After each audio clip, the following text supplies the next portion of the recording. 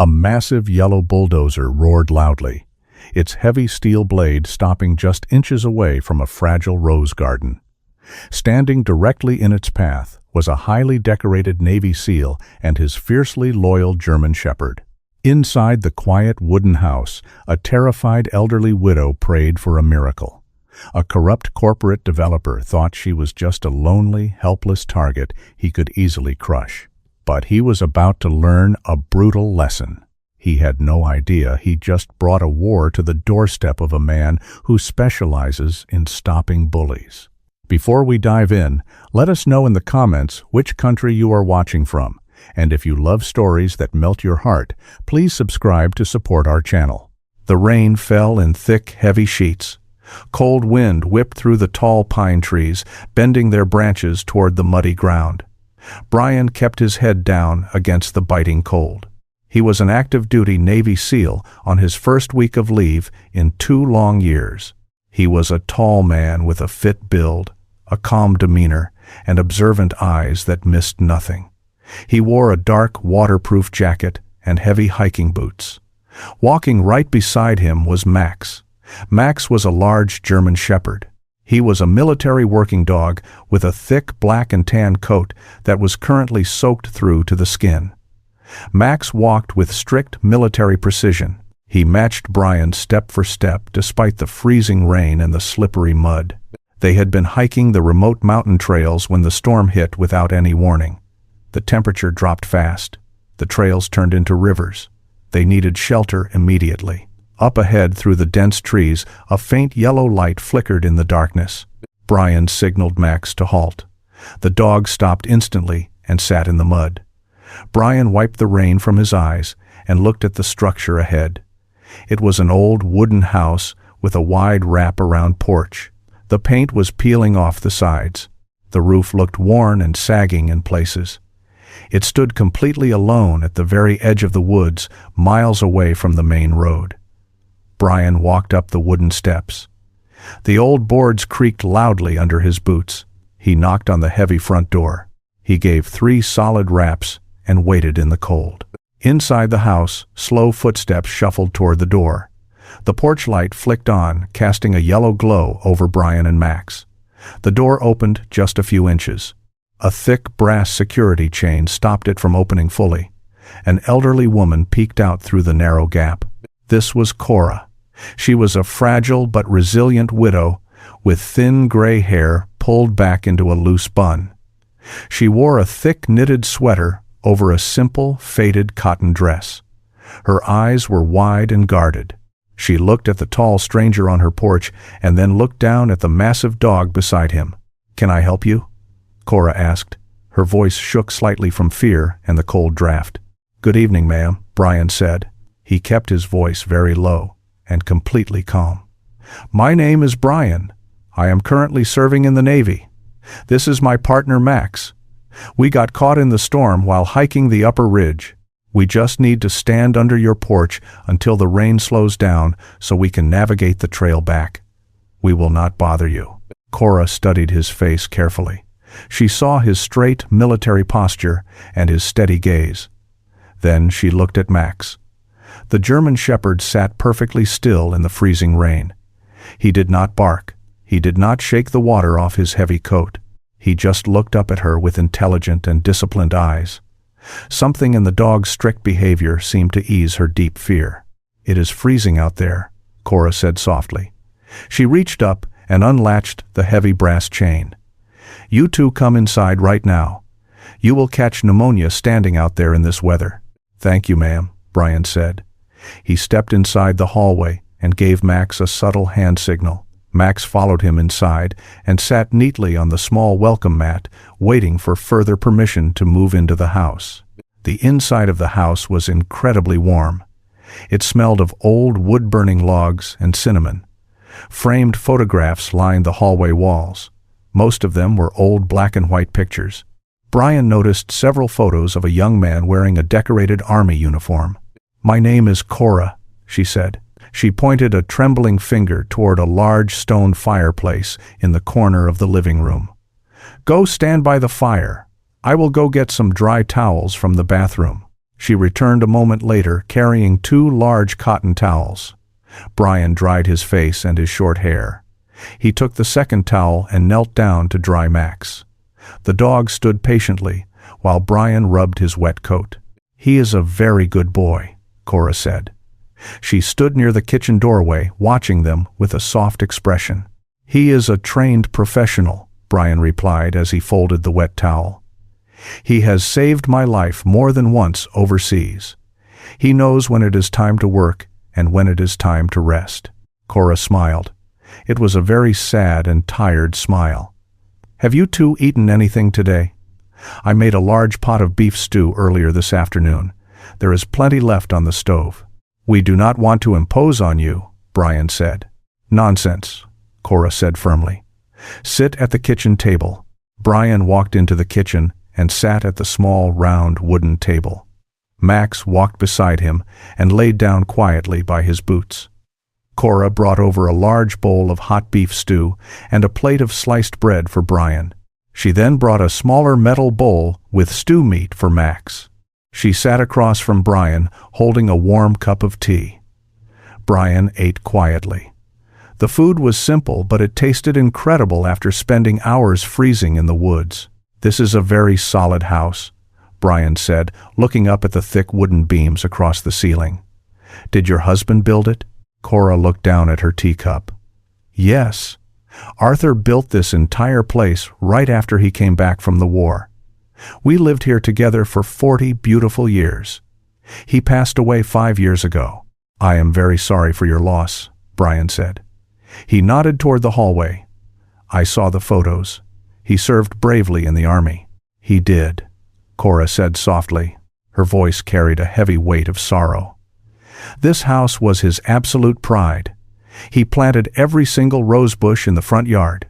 He laid every floorboard in these rooms. It holds all our memories. It is all I have left of him." She paused. Her hands trembled violently as she held her ceramic cup. Brian noticed her sudden anxiety. It was not just old grief surfacing. She was terrified of something happening right now. "Is someone bothering you, Cora?" Brian asked directly, looking her straight in the eyes. Cora looked up at him. Her eyes quickly filled with tears. "A company called Apex Holdings. They want to buy this land to tear my house down and build a massive shopping center. I refused all their cash offers. But they will not stop harassing me. They call my phone at all hours of the night. They cut my water lines last week. They told me I have no choice in the matter. They said they will make me leave one way or another." Brian stopped eating. His jaw tightened instantly. He knew how bullies operated.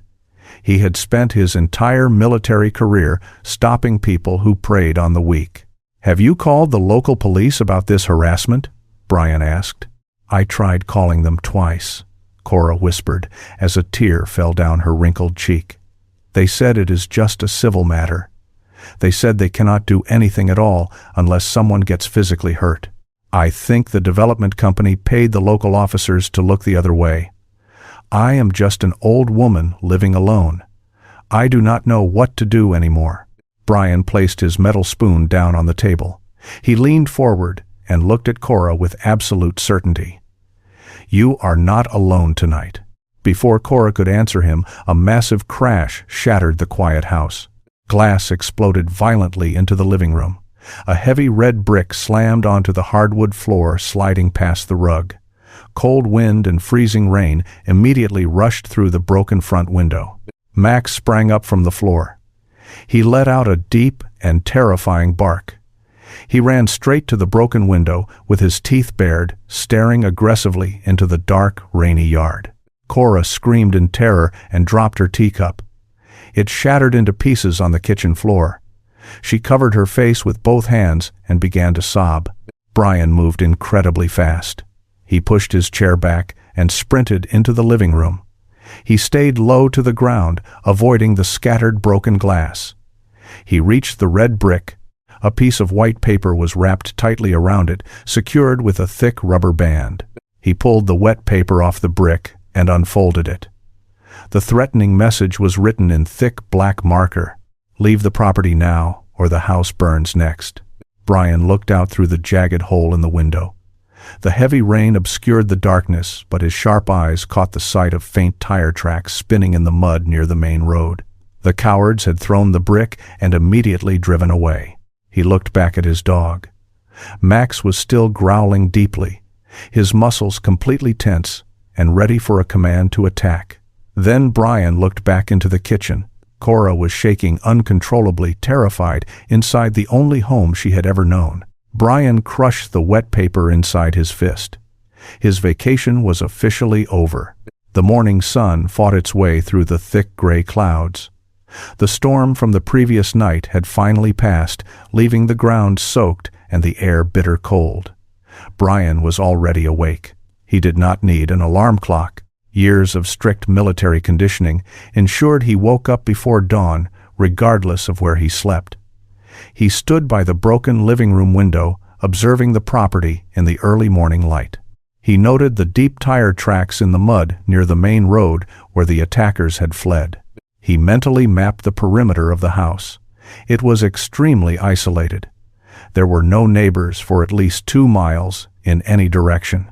The dense woods surrounding the property provided far too many blind spots for a potential enemy to hide. From a tactical standpoint, the house was a nightmare to defend. Max sat patiently by his side. The German Shepherd watched the tree line with sharp focus. His ears twitched at the sound of distant birds, but he remained perfectly still. Cora walked into the living room a few minutes later. She looked completely exhausted. She wore the same faded cotton dress from the night before, but had added a thick knitted gray cardigan. She carried 2 mugs of hot black coffee. She handed one to Brian. Her hands were still shaking slightly from the adrenaline and fear of the previous night. "I could not sleep," Cora admitted quietly. "Every time the wind blew against the roof, I thought they were coming back."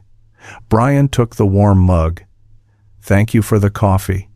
We need to talk about your situation. If Apex Holdings is willing to throw bricks through windows in the middle of the night, they are escalating their tactics. They are moving from legal pressure to physical intimidation." Cora looked out the broken window at her ruined flower beds. "They want to build a massive shopping center. They bought all the land on the other side of the ridge. My property is the only piece connecting their new commercial lots to the main highway. Without my land, their entire project is useless. They offered me money at first. Then they started making phone calls. Then the vandalism started." "And the local police refused to help you at all?" Brian asked, his voice steady but carrying a hard edge. "They say it is just a property dispute," Cora whispered. "They say I need concrete proof of who threw the brick. They know exactly who is doing it." The sheriff went to high school with the developers. Brian took a slow sip of the black coffee. He was already formulating a plan. He was supposed to drive back to the city today and check into a quiet hotel for his hard-earned leave. That plan was now officially canceled. He could not leave an innocent civilian unprotected against organized criminals. The sudden sound of a heavy engine broke the morning silence. Brian looked out the window. A large black SUV turned off the main road and drove slowly up Cora's muddy driveway. It stopped directly in front of the wooden porch. The engine cut off. "Stay in the kitchen," Brian told Cora, pointing to the back room. "Max, stay with her." Max immediately moved to Cora's side and sat down, guarding her. 2 men stepped out of the heavy vehicle. The driver was a large, heavily built man. He had a shaved head, a thick neck, and wore a tight black shirt under a cheap gray suit jacket. He moved with the stiff, aggressive posture of hired muscle. The second man stepped out of the passenger side. He was clearly the one in charge of this operation. He looked to be in his late 30s. Let us call him Marcus Vance. He wore a tailored, dark blue suit that was entirely inappropriate for the muddy, rural terrain. He had slicked back dark hair and a confident, arrogant stride. He carried a thick leather folder. Brian watched them approach the porch from the shadows of the hallway. He recognized this exact type of person instantly. These were men who used money and fear to push vulnerable people around. These were men who had never faced actual physical consequences for their actions. Vance knocked heavily on the front door. "Cora, open the door!" It is Marcus Vance. We need to talk about your property. Cora looked at Brian, terrified. Brian nodded toward the door.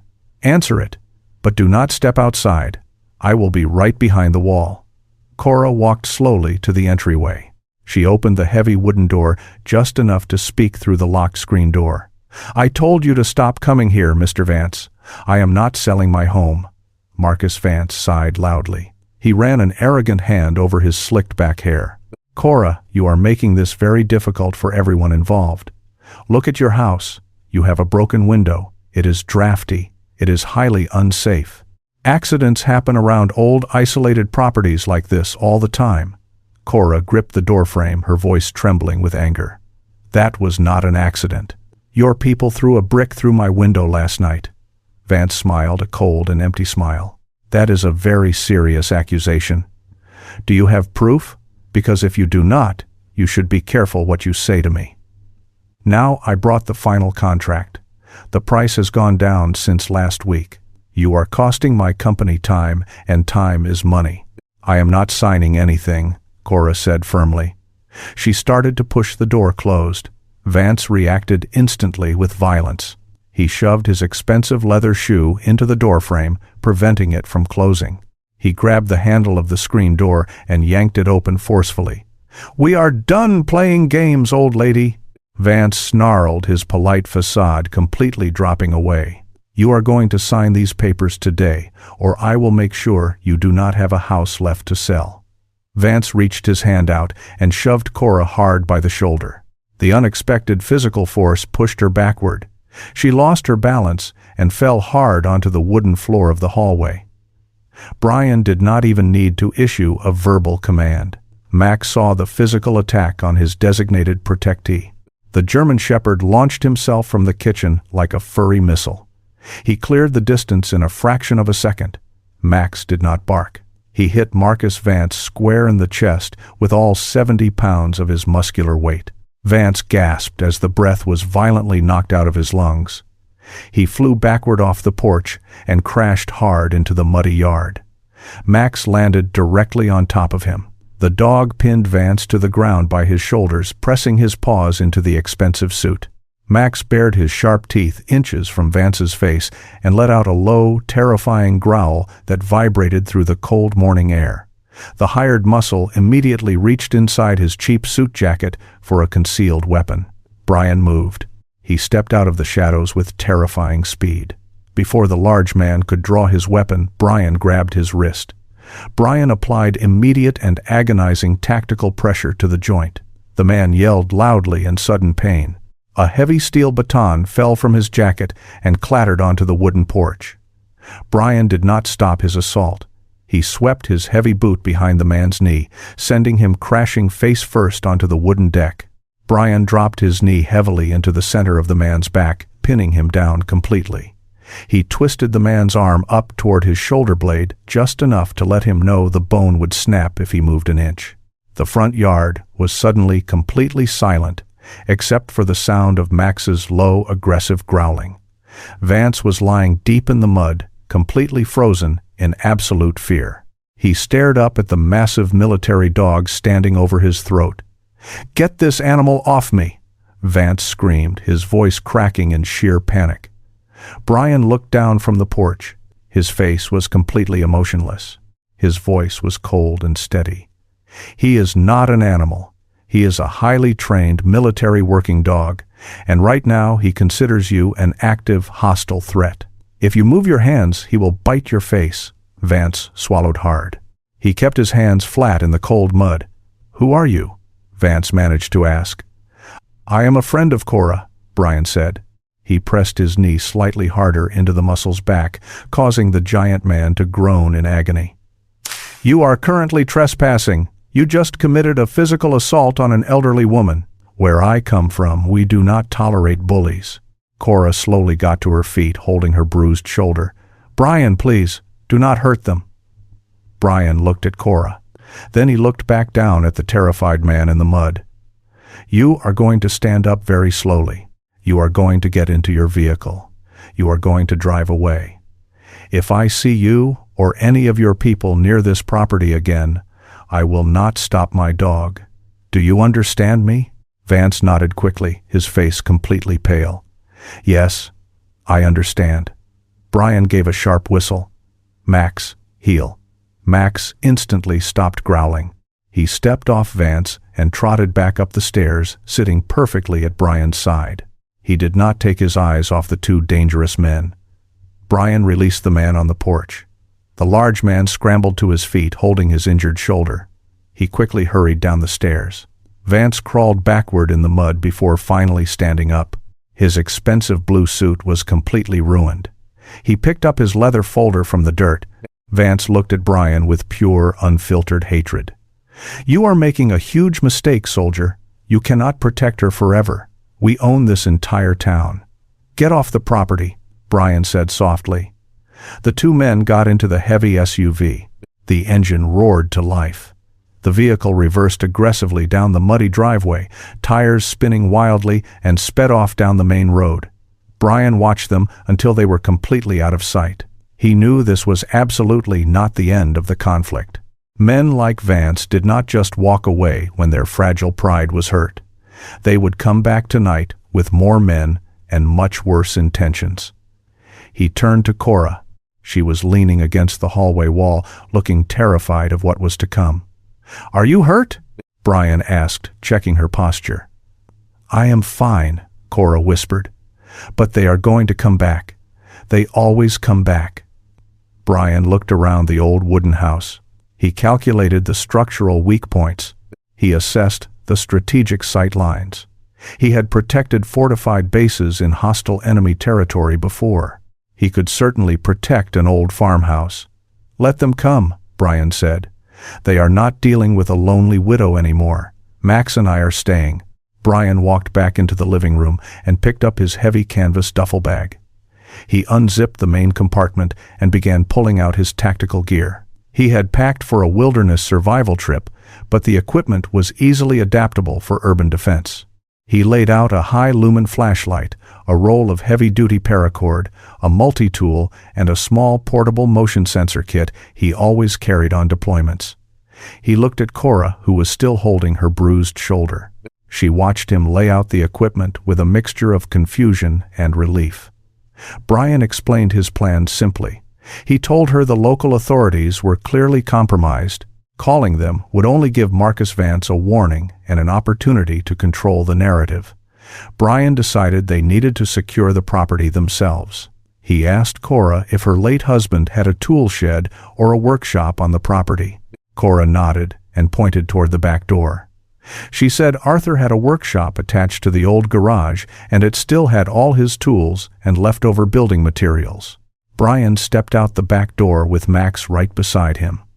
The backyard was overgrown with tall grass and wild rose bushes. The old wooden workshop stood a few yards from the house. Brian pushed the heavy door open. The air inside smelled of sawdust and old motor oil. The walls were lined with neatly organized hand tools, heavy steel nails, coils of wire, and stacks of solid oak planks. Arthur had been a meticulous man. Brian respected that immediately. He began gathering supplies. He took a heavy hammer, boxes of nails, several thick wooden planks, and a spool of thin steel wire. He carried the heavy load back to the house in multiple trips. Max patrolled the yard during this process, constantly checking the tree line for any signs of movement. For the next 4 hours, Brian worked relentlessly to fortify the old wooden house.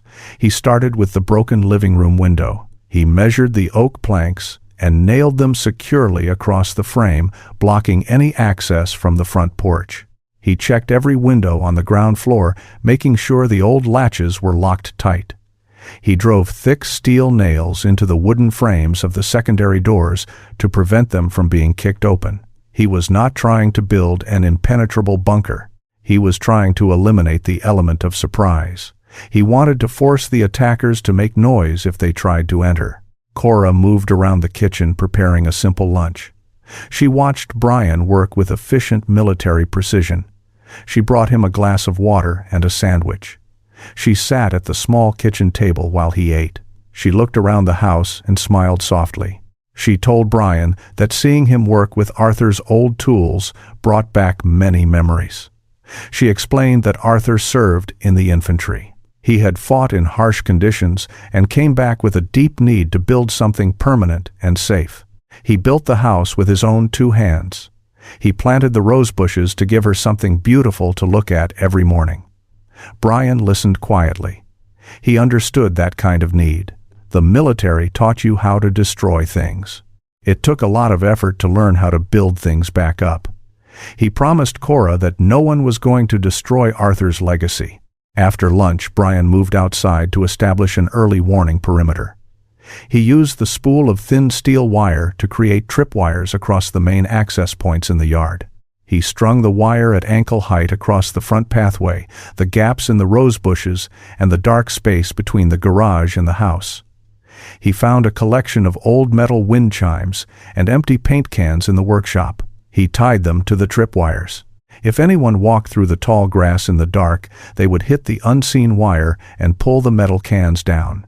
It was a primitive alarm system, but highly effective. He placed his portable motion sensors near the back porch and synced them to a small receiver watch on his wrist. By late afternoon, the old farmhouse was fully prepped. The sun began to set behind the dense tree line. The temperature dropped sharply again. Brian walked through the house and turned off every single light. He closed all the curtains. From the outside, the house looked completely abandoned and dark. Inside, Brian established his observation post in the living room. He moved a heavy armchair into the corner, giving him a clear view of the hallway, the front door, and the barricaded window. He instructed Cora to stay in the central hallway, away from any exterior walls. He gave her a heavy metal flashlight and told her to keep quiet. Max took his position by the front door. The dog lay perfectly flat on the rug. His dark coat blended entirely into the shadows. He was silent and completely focused. The waiting was always the hardest part of any defensive operation. Hours ticked by slowly. The only sound in the house was the ticking of an old grandfather clock in the hallway. Brian sat in the dark armchair, breathing slowly and regulating his heart rate. His eyes adjusted fully to the darkness. He visualized the yard outside, mapping the tripwires and the choke points in his mind. He knew Marcus Vance would not come back himself. Vance was a coward who paid other people to do his dirty work. He would send men who were willing to commit serious crimes for a paycheck. It happened just past midnight. Max reacted first. The German Shepherd did not bark. He simply lifted his head from the rug and let out a vibration in his chest. It was a low warning rumble that only Brian could hear.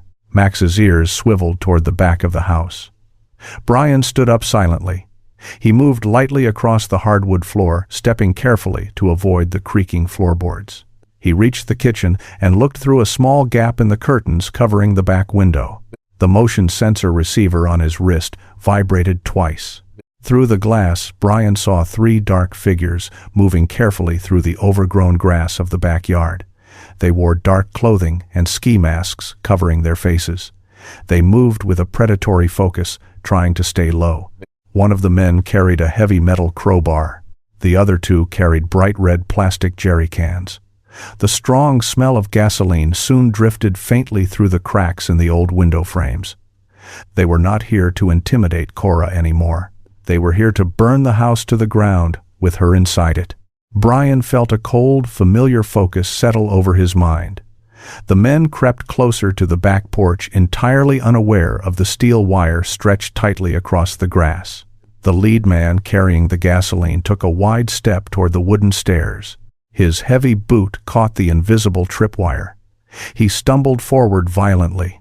The wire snapped tight, pulling a cluster of metal paint cans and wind chimes down from the garage roof.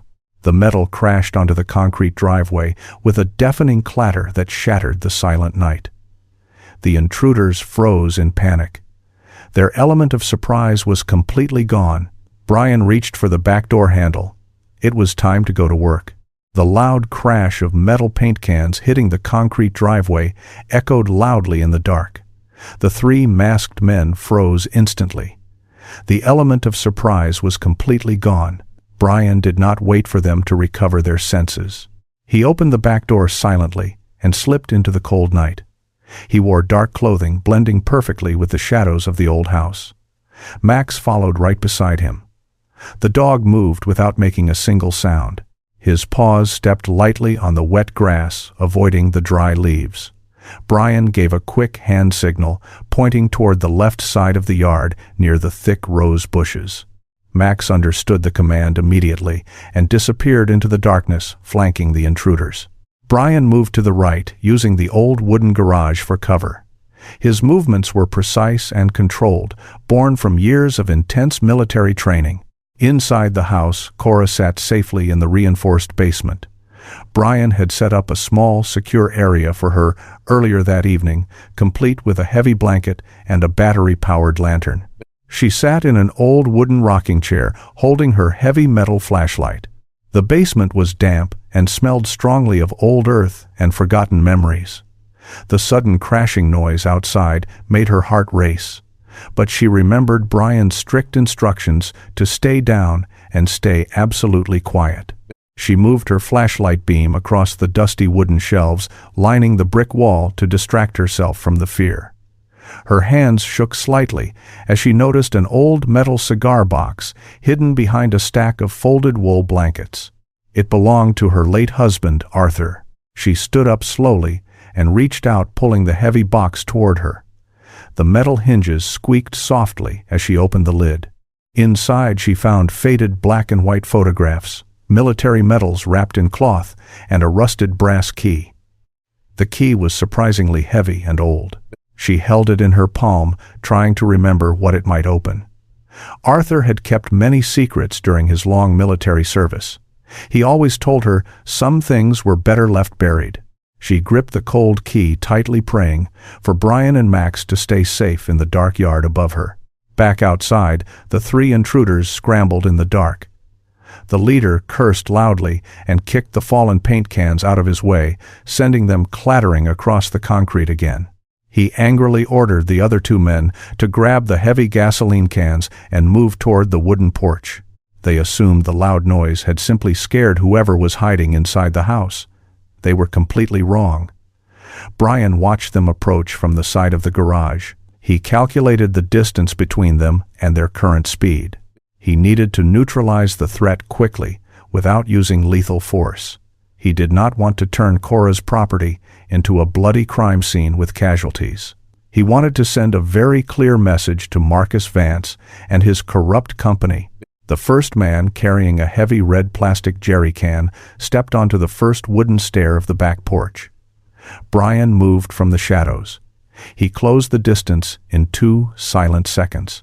He grabbed the back of the man's dark jacket and pulled him forcefully off the wooden stairs. The man fell backward, dropping the gasoline can. It hit the ground with a dull, heavy thud, splashing strong-smelling fuel onto the grass. Before the man could shout for help, Brian delivered a precise strike to the side of his neck. The man instantly lost consciousness and slumped onto the wet ground without making a sound. The second man turned around, hearing the heavy drop. He held a thick metal crowbar tightly in his gloved hands. He swung it wildly into the darkness, trying to hit whatever had taken down his partner. Brian stepped swiftly inside the clumsy swing. He grabbed the man's thick wrist and twisted it sharply, applying immense pressure to the joint. The heavy crowbar dropped from his grip instantly. Brian swept his leg in a fast arc, kicking the man's heavy boots out from under him. The man hit the ground hard, the breath completely knocked out of his lungs. Brian secured the man's arms behind his back with a fast, heavy-duty zip tie he pulled from his belt. 2 targets neutralized in less than 10 seconds. The leader suddenly realized his men were dropping around him. Panic set in. He dropped his gasoline can and frantically reached into his jacket. He pulled out a black handgun. He aimed it blindly into the deep shadows, his hands shaking violently. "Show yourself!" he yelled. His voice broke with genuine terror. He backed away slowly toward the driveway. He did not realize he was backing right into Max's designated territory. Brian gave a short, sharp whistle. It was the absolute command to engage. Max lunged from the thick rose bushes like a dark missile. The massive German shepherd did not go for a lethal bite to the neck. He aimed specifically for the weapon hand. Max clamped his incredibly strong jaws around the leader's right forearm. The dog's sharp teeth dug deeply into the thick fabric of the jacket, putting agonizing pressure on the man's wrist. The leader screamed in sudden severe pain and dropped the loaded handgun. The weapon landed in the deep mud, completely out of reach. Max pushed his heavy front paws onto the man's chest, knocking him flat onto his back. The dog stood directly over him, baring his teeth, just inches from the man's terrified face. Max let out a terrifying deep growl that vibrated through the cold night air, warning the man not to move a single muscle. Brian walked slowly out of the shadows. He picked up the dropped handgun from the mud and expertly removed the loaded magazine. He looked down at the terrified leader on the ground. "I told your boss not to come back," Brian said, his voice cold and flat. "You made a very bad decision tonight." The leader kept his hands flat on the wet grass, completely paralyzed by fear. He looked at the unconscious man near the porch, then at the man tied up in the grass.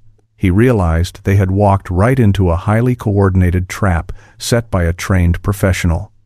"Call the dog off, please," the leader begged. His tough criminal facade was completely shattered, leaving only a scared coward. Brian looked at the heavy gasoline cans scattered across the yard. "You came here to burn an elderly woman alive inside her own home. You belong in a steel cage.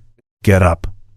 Brian gave a sharp hand command, and Max stepped back but maintained his aggressive tactical stance. The leader scrambled awkwardly to his feet, holding his bruised arm. The second man struggled to sit up, rubbing his bruised ribs against the tight zip ties.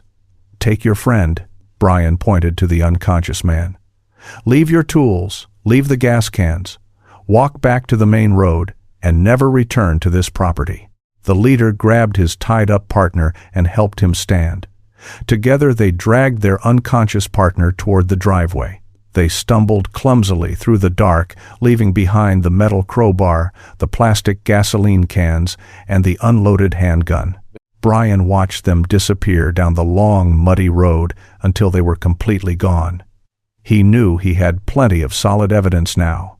The tools, the cans, and the gun were covered in their fresh fingerprints. He walked back to the house and knocked a specific rhythmic pattern on the heavy basement door. Cora unlocked the door and walked slowly up the wooden stairs. She looked at Brian with wide, frightened eyes. "Are they gone?" she asked quietly. "Yes," Brian replied. "And they left us exactly what we need to put them away for a long time." Cora opened her wrinkled hand and showed Brian the old rusted brass key she had found. "I found this hidden inside Arthur's cigar box. I do not know what it opens, but he kept it hidden for a specific reason." Brian took the heavy key and examined it under the kitchen light. His tactical mind immediately recognized the unique shape and the serial number stamped on the metal. It was a standard-issue military padlock key. Arthur had buried something highly secure on the property, something very important. The battle for the old house was certainly not over yet, but Brian knew they finally had a significant advantage against the corrupt company. The cold morning light revealed the scattered evidence across the wet grass. Brian stepped out of the back door to secure the perimeter. He carefully collected the heavy metal crowbar, the plastic jerry cans, and the unloaded handgun. He used clean rags from the workshop to pick them up, preserving the fingerprints left by the attackers. He placed the items inside a large plastic bin on the back porch. He knew the local police would conveniently lose this critical evidence if he handed it over to them. He needed outside help. Brian walked back into the kitchen and poured a cup of black coffee. He pulled out his secure, encrypted phone and dialed a number he had memorized years ago. The line rang twice before a sharp, professional voice answered. It was David. David was a former Marine JAG officer who now worked as a high-profile military defense lawyer in the city. He was a meticulous, analytical man who wore sharp suits and never lost a case. Brian quickly explained the situation regarding Cora, the harassment from Apex Holdings, the attempted arson, and the rusted military key they found. David listened silently, analyzing the facts. He promised to look into the land registry and the military archives immediately. He told Brian to stall the developers using any non-lethal means necessary. Brian ended the call and dialed a second number. This one belonged to Sarah. Sarah was a fierce, independent, investigative journalist. She was a relentless woman with sharp eyes, a heavy camera bag she carried everywhere, and a reputation for destroying corrupt corporations. She had helped Brian's unit expose a major smuggling ring a few years prior. Brian told her about Apex Holdings trying to burn an elderly woman out of her home. Sarah immediately agreed to drive up to the mountain town with her camera crew, promising to be there by noon. Brian sat at the kitchen table with Cora. He explained that legal and media help was on the way, but they needed to hold the line for just a few more hours. Cora nodded bravely. She held Arthur's old key tightly in her hand, finding comfort in the cold metal. The morning passed quietly, but the silence felt incredibly heavy and tense. Max paced near the front door, his ears twitching at every distant sound. Around 10 o'clock, the ground began to vibrate. It started as a low rumble and quickly grew into a deafening mechanical roar. The smell of raw diesel fuel filled the crisp air. Brian looked out the barricaded front window. A convoy of heavy construction equipment was rolling slowly down the muddy driveway. There were two massive yellow bulldozers blowing thick black smoke into the air, followed by Marcus Vance in his black SUV. The machines were a stark, aggressive contrast to the natural beauty of the old property. Vance parked his vehicle near the edge of the yard. He stepped out wearing a smug, confident smile. He held a white piece of paper high in the air. Brian unlocked the front door and stepped out onto the porch. Max followed him immediately, taking his tactical stance on the wooden boards. Cora stayed inside, watching nervously through the gap in the window planks. Her heart ached as she saw the machines parked so close to her husband's beloved rose garden. Vance walked toward the porch with two large, muscular men walking behind him. The operators of the bulldozers kept the engines running, creating a loud, intimidating noise meant to cause panic. "Good morning, soldier," Vance shouted arrogantly over the engine noise. "I told you I was coming back, and this time I brought the law with me." Vance waved the white paper aggressively. "This is an emergency demolition order signed by the town judge just an hour ago. The property has been officially condemned as a severe public hazard due to structural damage. I have the legal right to clear the hazard immediately." Brian looked at the paper from a distance. He knew the signature was either forged or bought with dirty money. A judge could not legally condemn a house overnight without a proper structural inspection. "You are trespassing on private property," Brian said, his voice loud and clear, cutting through the mechanical roar. "That piece of paper is entirely fraudulent. If those machines cross the property line, you will be committing a federal crime. Furthermore, your men left their gas cans, their weapons, and their fingerprints all over the yard last night. The arson investigation is going to ruin you." Vance's eye twitched slightly at the mention of the evidence, but he quickly recovered his arrogant posture. "I have no idea what you are talking about," Vance yelled. He pointed at the old wooden fence separating the driveway from the rose garden. "Tear down the fence," Vance ordered the lead bulldozer operator. "Clear the perimeter right now." The massive yellow bulldozer lurched forward instantly. Its heavy metal treads chewed up the muddy ground, destroying the grass. The giant steel blade lowered slowly, aiming straight for the beautiful rose bushes Arthur had planted decades ago. Brian did not hesitate for a single second. He walked down the wooden stairs and marched directly toward the moving bulldozer. He stepped right into the actual path of the massive machine, placing his body between the blade and the garden. Max ran forward and sat right beside Brian's leg. The brave military dog stared up at the giant metal beast without a single ounce of fear or hesitation. Brian crossed his arms over his chest and stood perfectly still, forming a human wall.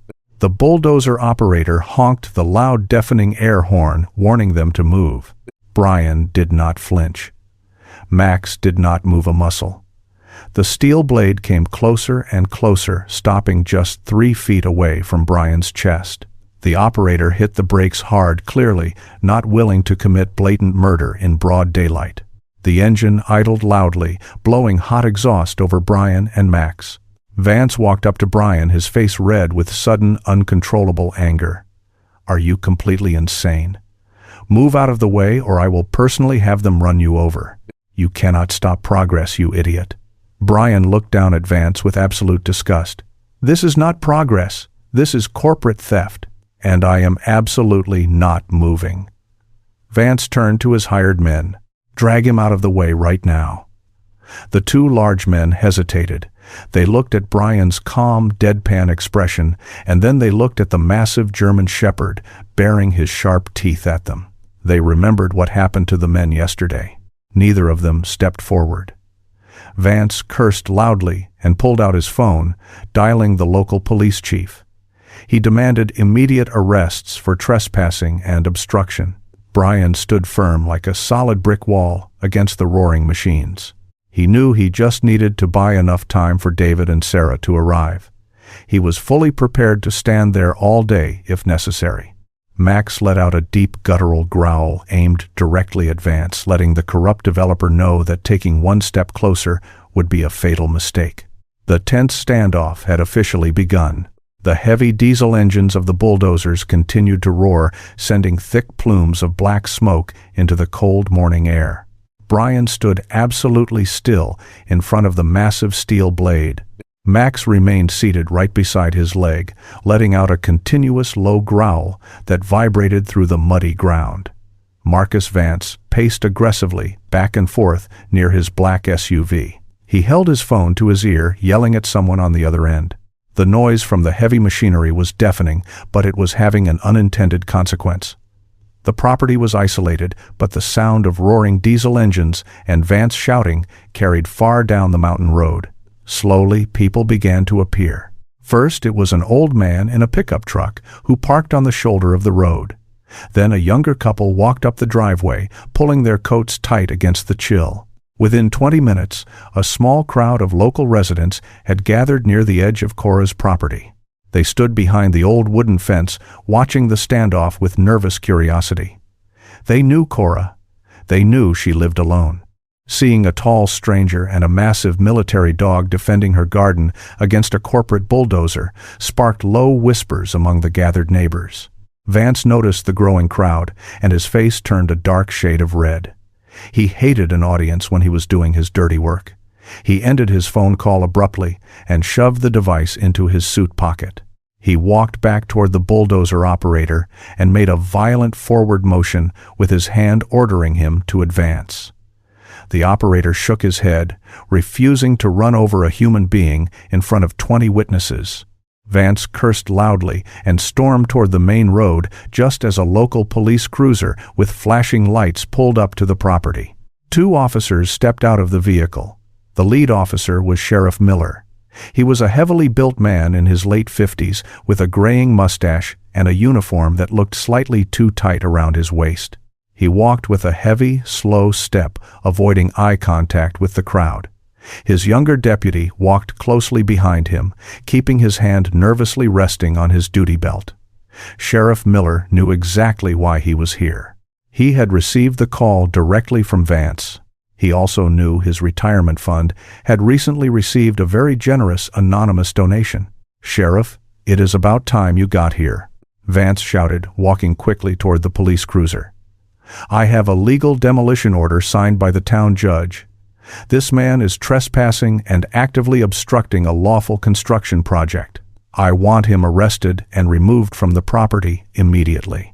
Sheriff Miller nodded slowly.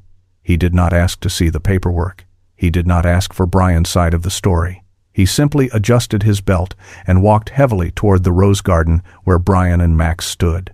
The crowd of neighbors grew completely silent, watching the local law enforcement approach the lone veteran. "Son, you need to step aside," Sheriff Miller said loudly, trying to project an authority he clearly did not feel.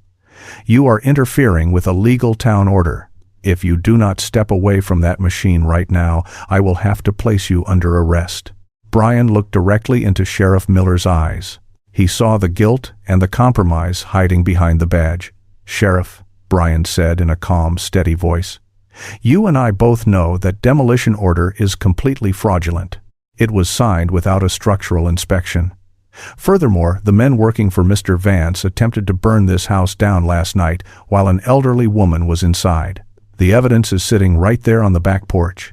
Sheriff Miller shifted his weight uncomfortably. He glanced over his shoulder at Vance, then looked back at Brian. "I am not here to investigate an arson claim, son. I am here to enforce a judge's order. Now put your hands behind your back. You are under arrest." Miller pulled a pair of steel handcuffs from his pouch and took a step forward. Max immediately stood up and barked loudly, showing his sharp teeth. The young deputy flinched and pulled his baton. Brian raised a hand to calm his dog, keeping his eyes locked on the sheriff. Suddenly, the front door of the old house opened. Cora stepped out onto the porch. She looked frail and exhausted, but she walked steadily down the wooden stairs. She had tears streaming down her wrinkled cheeks. She could not hide inside anymore while a stranger sacrificed his freedom for her. "Stop!" Cora cried out, her voice shaking but surprisingly loud. She walked through the muddy grass and stood right next to Brian. "Please do not arrest him, Sheriff Miller. He has done nothing wrong. He is just trying to help an old widow." "Cora, you need to go back inside," Brian said softly, placing a gentle hand on her shoulder. "I have this under control." Cora shook her head, crying openly now. "No, Brian, you have done more than enough. You and Max kept me safe last night. I will not let you go to jail for me." She turned to look at Marcus Vance, who was smiling a cold, victorious smile. "I will sign your papers, Mr. Vance," Cora said, her voice breaking. "I will give you the land. Just tell the police to let him go." A heavy silence fell over the yard. The neighbors murmured in clear disapproval. Sheriff Miller looked down at the mud, suddenly, deeply ashamed. Brian felt a surge of intense anger. He looked at Cora and then at Vance. He was absolutely not going to let this corrupt company win by breaking an old woman's spirit. Before Brian could speak, a sleek, gray van sped down the muddy driveway and slammed on its brakes right behind the police cruiser. The side door slid open violently. Sarah jumped out. She was a sharp-looking woman in her early 30s, wearing practical dark clothes and carrying a heavy digital audio recorder. Right behind her was a tall cameraman holding a massive broadcast-quality camera already recording, with a bright red light blinking on the side. Sarah did not hesitate. She marched straight past Vance, past the local police, and walked directly up to the bulldozer. She shoved her microphone right into Sheriff Miller's face. "Sheriff Miller, I am Sarah Jenkins with the State Investigative News Network. We are currently broadcasting live to our regional affiliate. Can you explain on camera why you are enforcing an unverified demolition order against a senior citizen without proper notice? And can you comment on the allegations that Apex Holdings paid for your recent kitchen renovation?" Sheriff Miller turned completely pale. He backed away from the microphone, holding his hands up. "No comment. Turn that camera off right now." Sarah ignored him and turned sharply to Marcus Vance. The cameraman followed her every move, keeping Vance perfectly framed in the shot. "Mr. Vance, you are the regional director for Apex Holdings. Your hired contractors left gasoline cans and a loaded handgun on this property last night. Do you often use violent arson to force elderly residents to sell their land?" Vance put his hands over his face, trying to block the camera lens. "Get that out of my face. You do not have permission to film me. This is private property." "Actually," Brian spoke up, his voice carrying clearly over the idling engines, "this is Cora's property, and she is very happy to have the press here." The crowd of neighbors suddenly started cheering and clapping. The presence of the news crew completely shifted the power dynamic. The local police were terrified of state-level media exposure. Sheriff Miller practically ran back to his cruiser, grabbing his deputy by the arm. They got into their vehicle and quickly drove away, abandoning Vance entirely. Vance was completely trapped. He was standing in the mud, surrounded by hostile neighbors, with a live news camera recording his every move. His grand plan was falling apart in real time. But Vance was a desperate man. His entire career and massive financial bonuses depended on securing this specific piece of land today. If he failed, His corporate bosses would destroy him. Panic and rage completely clouded his judgment. Vance sprinted toward the bulldozer operator. He climbed up the metal tracks and grabbed the man by his high-visibility vest. "Move forward right now." Vance screamed like a madman. "Run the fence down. Run the garden down. I do not care who is in the way. Do it now, or I will end your life." The operator shoved Vance away, terrified by the man's absolute madness. He killed the engine, pulled the keys from the ignition, and jumped out of the cab, running toward the main road. The massive machine fell completely silent.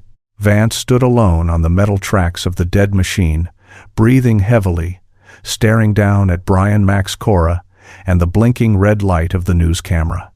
He had lost the battle, but Brian knew the real war was about to be won.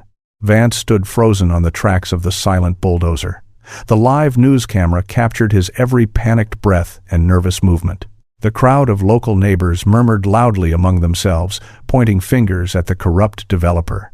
Brian knew the live media presence was an incredibly powerful shield, but it was absolutely not a permanent legal solution.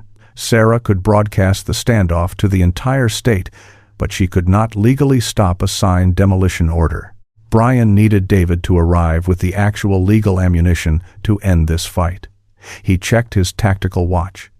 He needed to buy at least another half hour to ensure his lawyer had enough time to arrive from the city. He looked down at the beautiful rose bushes Arthur had planted decades ago. They were directly in the destructive path of the heavy metal tracks. Brian formulated a rapid plan to stall the operation publicly. He walked closer to the idling bulldozer, keeping his hands completely visible. He spoke loudly, ensuring Sarah's microphone picked up every single word. "Mr. Vance," Brian called out, "you claim you have a legal right to destroy this historic property today. If you are so absolutely confident in your legal standing, then show some basic human decency on camera. Let me dig up Arthur's prized rosebush for Cora before you run it over with that machine. Give me 30 minutes to save a piece of her family history." Vance glared down at him furiously. He looked at the blinking red light of the professional news camera and then at the angry, judgmental faces of the local neighbors. He knew he looked like a complete monster right now. Refusing a simple, sentimental request to save a widow's flowers on live television would be a total public relations disaster for Apex Holdings. "Fine," Vance snapped, aggressively crossing his arms. "You have 20 minutes. When that time is strictly up, we are driving right over this entire garden. Get your shovel and hurry up." Brian nodded curtly. He walked briskly back to the old wooden workshop behind the house. He grabbed a heavy steel shovel and a pair of thick leather work gloves.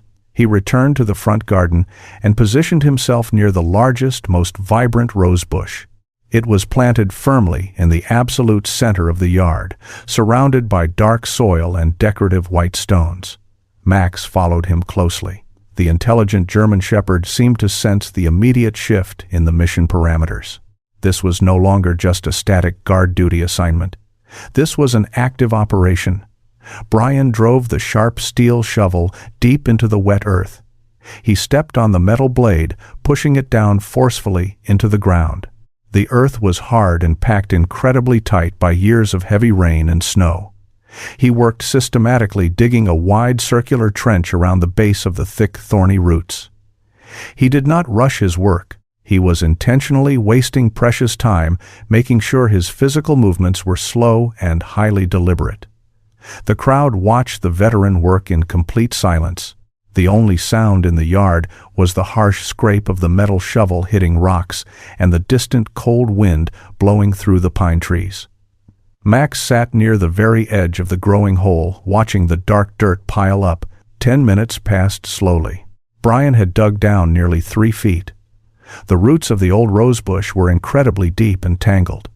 Suddenly, the steel blade struck something extremely hard. It did not sound like a regular rock. It sounded hollow and distinctly metallic. Brian paused his digging.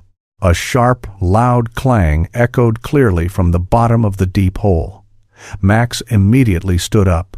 The massive dog jumped directly into the shallow trench and began digging frantically with his heavy front paws. Dirt flew everywhere as Max worked with intense focus and speed. "Max, easy," Brian commanded softly. He knelt down in the cold dirt and brushed the loose soil away with his gloved hands. He revealed a flat, dark green painted surface. It was definitely solid metal. It was covered in rust and wet dirt, but the rectangular shape was unmistakable. It was a heavy-duty military trunk buried directly underneath the thick roots of Arthur's favorite roses. Brian cleared the heavy dirt away from the thick iron latches on the front of the box. He looked back at the wooden porch. Cora was standing by the wooden railing, watching him intently with wide eyes. "Cora!" Brian called out loudly. "Bring the key." Cora hurried down the wooden stairs, holding the wooden railing for support. She walked through the muddy grass, holding the rusted brass key tightly in her wrinkled fist. The crowd pressed closer against the old wooden fence, trying desperately to see what the veteran had found buried in the dirt. Sarah instructed her tall cameraman to step forward and zoom directly in on the deep hole in the garden. Vance leaned forward on the heavy metal bulldozer tracks, his face tight with sudden suspicion and a growing sense of dread. Cora reached the edge of the deep muddy hole and handed the cold metal key down to Brian. Brian inserted the heavy brass key into the old iron padlock securing the front of the military trunk. The lock was incredibly stiff from spending decades underground, but it finally turned with a loud mechanical click. Brian removed the heavy lock and pulled the thick metal lid open. The internal rubber seal had held perfectly against the harsh elements. The inside of the dark trunk was completely dry and smelled faintly of old canvas. It did not contain hidden weapons or buried gold. It contained a thick stack of manila folders, carefully sealed inside heavy waterproof plastic protective bags. Brian pulled the largest plastic bag out and carefully sliced it open with his pocket knife. He pulled out a thick stack of official documents bearing the heavy gold seal of the United States Department of Defense. He read the first page, quickly scanning the complex legal terminology. A small, victorious smile crossed his face. He finally understood why Arthur had kept this specific key hidden in his old cigar box. He understood exactly why Arthur had planted his favorite roses directly in this spot. The distant sound of a powerful car engine interrupted the tense silence in the yard. A sleek black sedan pulled rapidly up the muddy driveway and parked right next to the local news van. A tall man wearing a sharp, tailored dark navy suit stepped out of the black sedan. It was David. He carried a sleek black leather briefcase and walked with the absolute authority of a man who owned the legal battlefield. He approached the rose garden, adjusting his silver wire-rimmed glasses, completely ignoring the thick mud getting on his expensive leather shoes. Brian climbed out of the deep hole and handed the thick stack of military documents directly to the lawyer. "You are just in time, David," Brian said, wiping the wet dirt from his hands. David took the papers and reviewed them quickly with expert precision. His sharp eyes scanned the official military seals, the property coordinates, and the notarized signatures at the bottom of the pages. He closed his leather folder and turned directly to face Marcus Vance and the blinking red light of the live news camera. "Mr. Vance," David said, his voice projecting loud and clear across the silent yard. "My name is David Vance. No relation, thankfully. I am a federal military defense attorney representing Cora. You claim your company, Apex Holdings, legally owns this land. These buried documents prove otherwise. 30 years ago, Arthur legally donated this entire property to the federal government as a highly protected military historical preserve. He retained a specific lifetime estate clause, allowing him and his wife to live here undisturbed until they pass away. The property deed your company currently holds is a complete and total forgery. You are currently trespassing on federally protected land with heavy destructive machinery. That is a severe federal offense carrying a minimum mandatory sentence of 10 years in a federal penitentiary." Vance turned pale white, his arrogant corporate facade completely shattered. He stumbled backward, almost falling off the metal tracks in shock. The large crowd of neighbors erupted into loud cheers and applause. The corrupt corporate empire had just completely crumbled. Marcus Vance stared at the federal military documents in absolute disbelief. The thick paper in David's hands represented the complete destruction of his entire career and his immediate future. The loud cheers from the gathered neighbors echoed across the muddy yard. Sarah and her cameraman captured every single second of Vance's humiliating defeat. David closed the leather folder carefully. He looked at Vance with a cold and calculating expression. "I contacted the Federal Marshal Service on my way here," David stated calmly. "They take the destruction of federal military property very seriously. They are currently pulling up to the main road." Right on cue, 3 dark SUVs with flashing blue and red lights turned onto the muddy driveway. They bypassed the empty spot where the local police cruiser had parked earlier. 4 federal agents stepped out wearing tactical vests. They did not hesitate or ask for permission. The lead agent walked directly up to Vance. He instructed the corrupt developer to place his hands behind his back. Vance did not fight. He offered no resistance.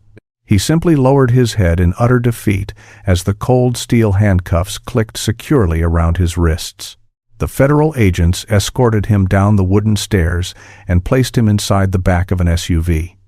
The bulldozer operator who had fled earlier was also apprehended near the main road for questioning. The massive yellow machines sat silently in the mud. The agents ordered a local towing company to remove the heavy equipment from the federally protected property. The news broadcast aired live across the entire state.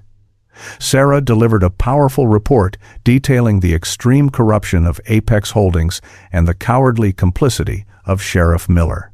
The public reaction was massive and immediate. The governor's office announced a full investigation into the local police department by late afternoon. The corporate headquarters of Apex Holdings released a panicked statement claiming Vance acted entirely alone, but the damage was already done. Their stock plummeted, and federal prosecutors began seizing their financial records. The sun began to set over the old wooden house. The yard was finally quiet. Brian stood on the porch watching the federal vehicles drive away.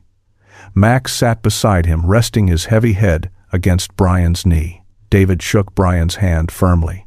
The lawyer promised to handle all the remaining legal paperwork to ensure Cora would never be bothered again.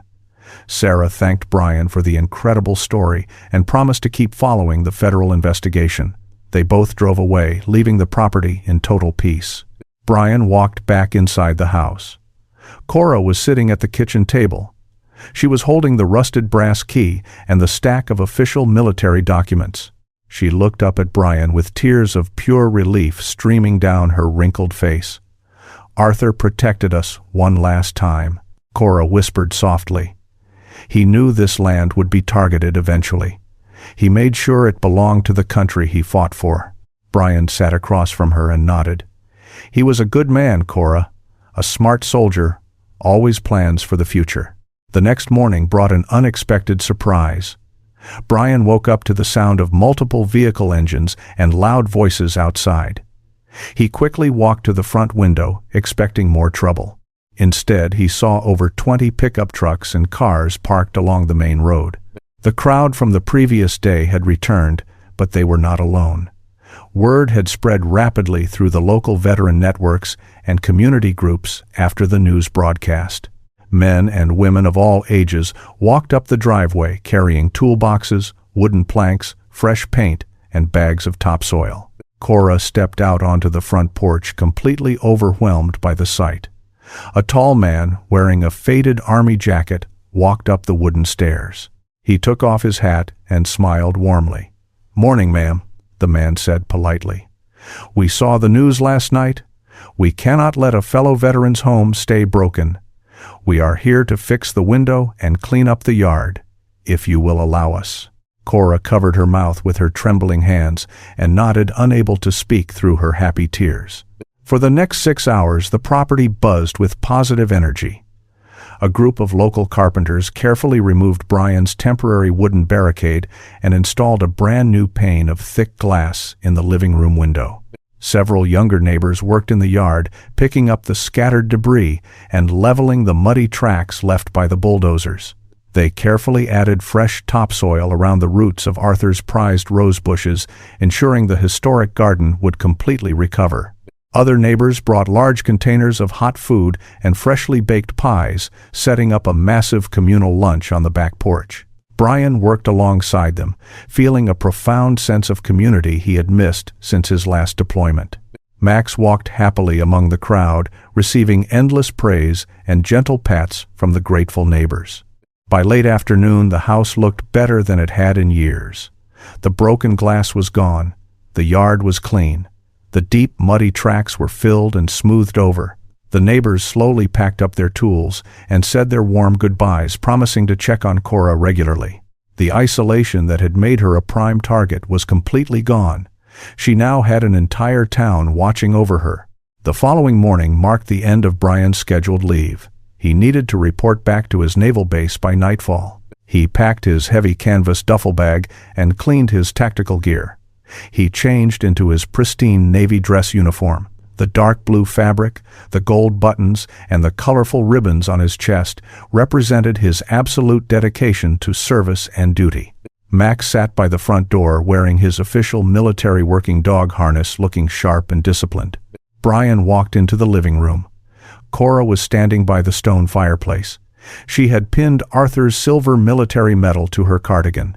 She looked at Brian standing tall in his uniform and smiled a bright, peaceful smile. "I do not know how to ever thank you, Brian," Cora said softly, stepping forward.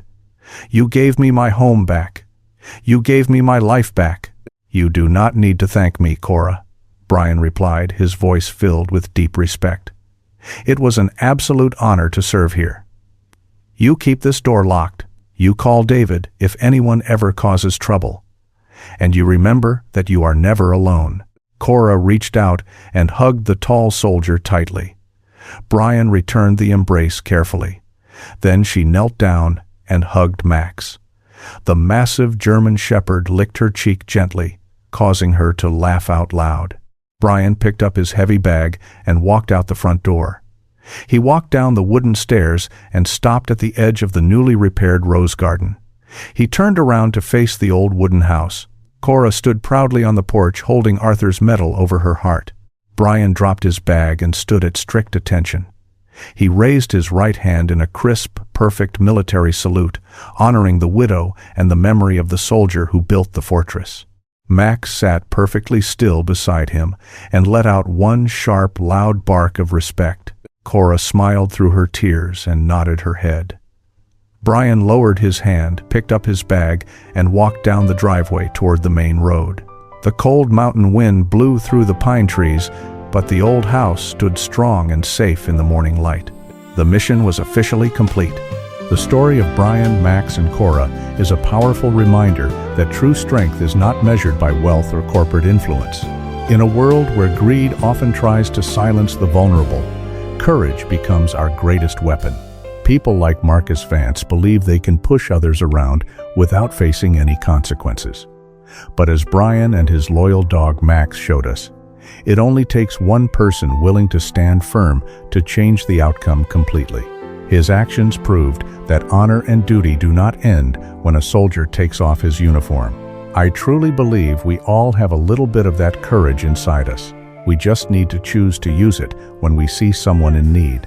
If Brian and Max's bravery inspired you today, please share this video with your friends and loved ones.